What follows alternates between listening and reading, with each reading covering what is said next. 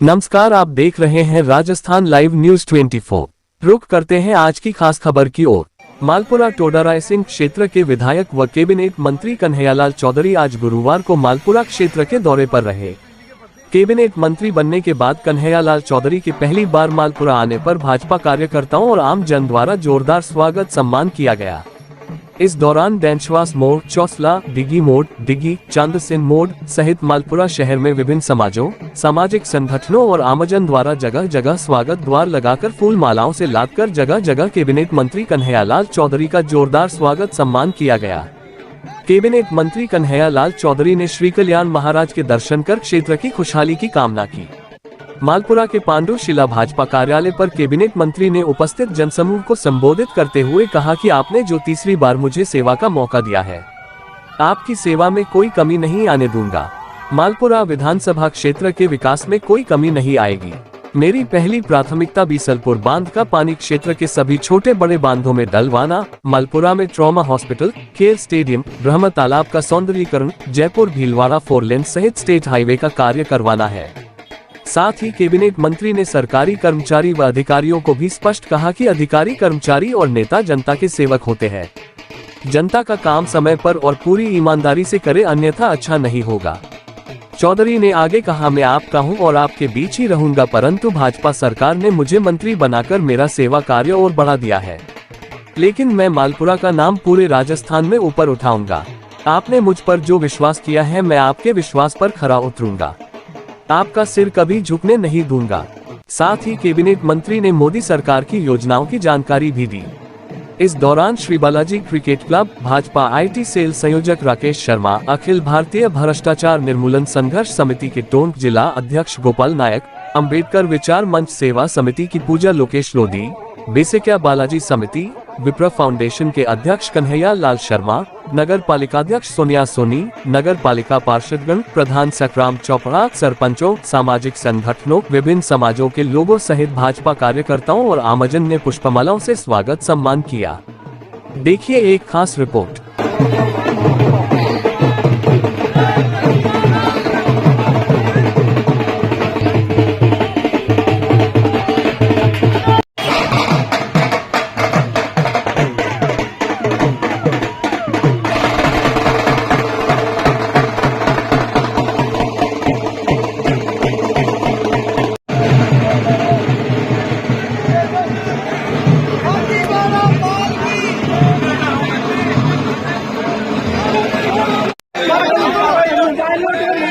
हाथी घोड़ा पाल की जय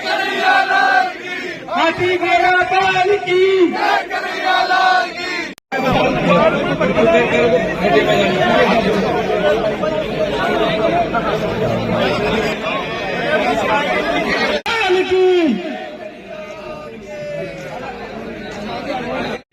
3 चुनावों में आप सब लोगों ने मेरे को आशीर्वाद दिया, विधानसभा में भेजा, आपकी सेवा करने का मौका दिया।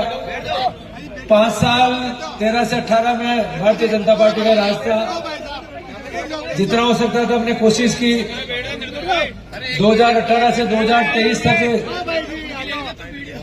राज कांग्रेस पार्टी का रहा और इन 5 सालों के अंदर आप सब लोग भी दुख पाए। मैं भी चाहते हैं कि आप लोगों की जो मांग थी, आप लोगों की जो इच्छा थी, वो पूरी नहीं कर पाया। आप सब लोगों ने वापस पुनः मेरे ऊपर विश्वास किया। मालपुरा की जनता ने मेरे को वापस राजस्थान की विधानसभा में भेजा और राजस्थान के यशस्वी मुख्यमंत्री आदरणीय भजन लाल जी ने और युग पुरुष आदरणीय नरेंद्र भाई मोदी जी ने मेरे ऊपर विश्वास करके मेरे को भजन लाल जी के साथ काम करने का मौका दिया। ये ताकत और कहीं न कहीं आप सब लोगों की ताकत है। मैं चुनावों में जब जाता था तो कई लोग मेरे से पहले बोलते थे, कहते थे साहब कन्हैयालाल जी मंत्री बनेंगे, आप इनको वोट दो। शायद मैं आप लोगों को मेरा भाषण सुना तो मैंने कहता था कि मंत्री के हिसाब से वोट मत देना, मैं विधायक से हिसाब से काम करूंगा, क्योंकि ये तो रिश्वत होगी। मंत्री दिखा के वोट लेना तो रिश्वत होगी, इस हिसाब से वोट देना अगर मेरे साथ जो भी रहे। बाकी सबके दिल की इच्छा थी, सब लोगों ने भगवान से प्रार्थना करी क्योंकि हमारा मालपुरा भी आगे बढ़े। आप सब लोगों के आशीर्वाद से वापस मेरे को जिम्मेदारी दी है।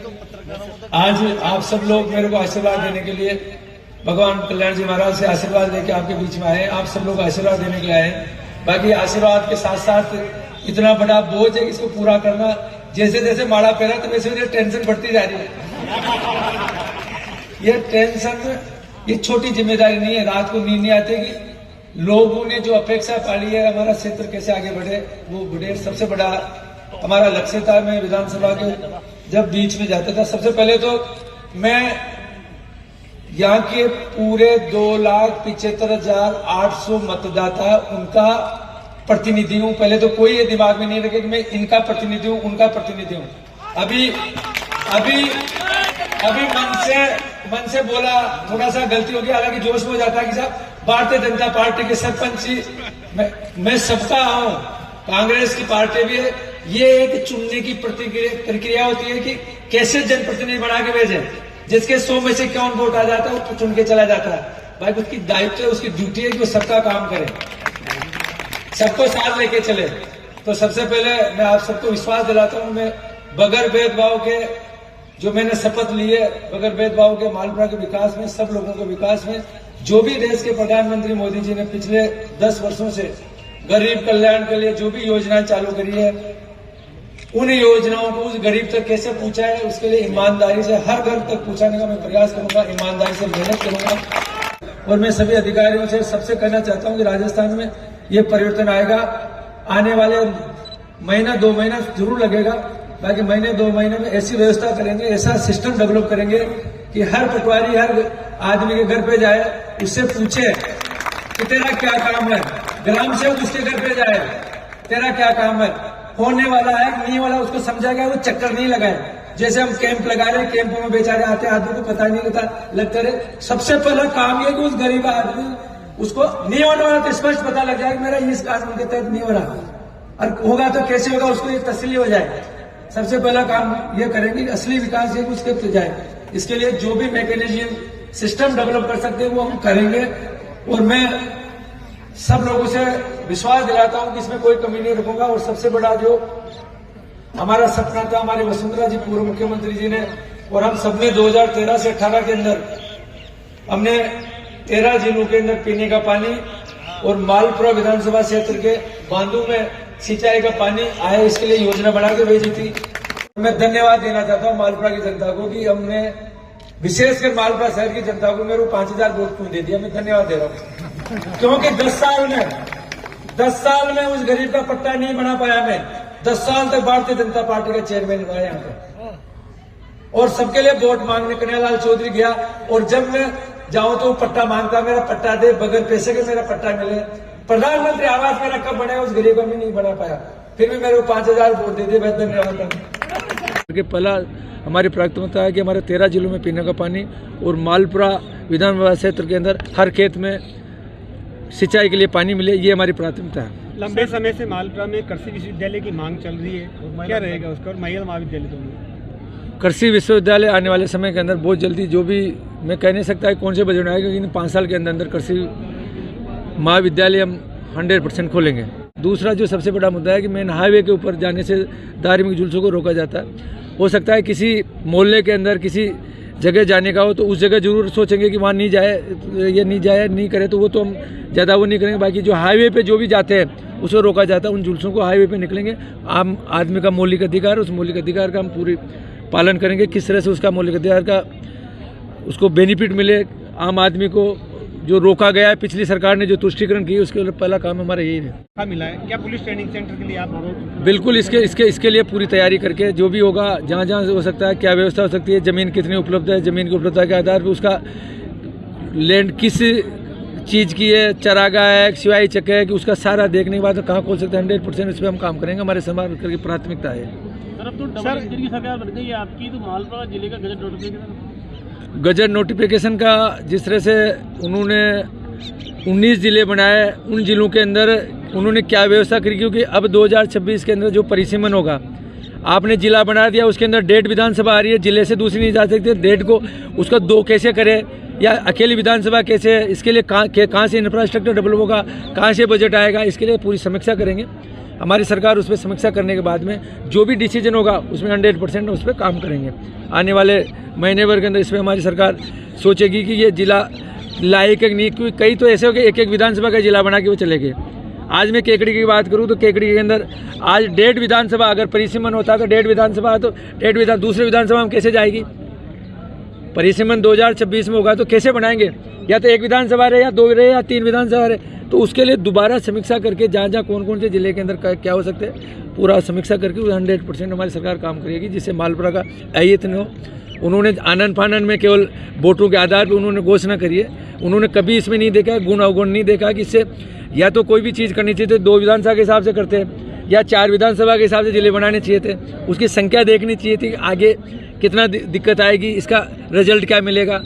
सिर्फ जिसने जो मांगा वैसे घोषणा करने में तो कर गए रिजल्ट। आज मौके पे केकड़ी चले जाओ, कहीं चले जाओ, आज टोडा रायसिंह क्षेत्र की 20 पंचायतें, न तो पंचायत जिला परिषद में टोंक वाले सुन रहे हैं न केकड़ी वाले सुन रहे हैं। उनका कौन मालिक है, बिजली वाला कौन मालिक है, कोई है ही नहीं। इस पर सारी समीक्षा करेंगे कैसे उसका लोगों को बेनिफिट मिले, प्रॉपर किस तरह से उसका कार्य योजना बनानी है, ये हम काम करेंगे। सर, टोडा रायसिंह, बिसलपुर, सिंदोलिया माताजी और दारमुंडी डिग्री, इनको मिला के एक पर्यटन कॉरिडोर बनाने की बात।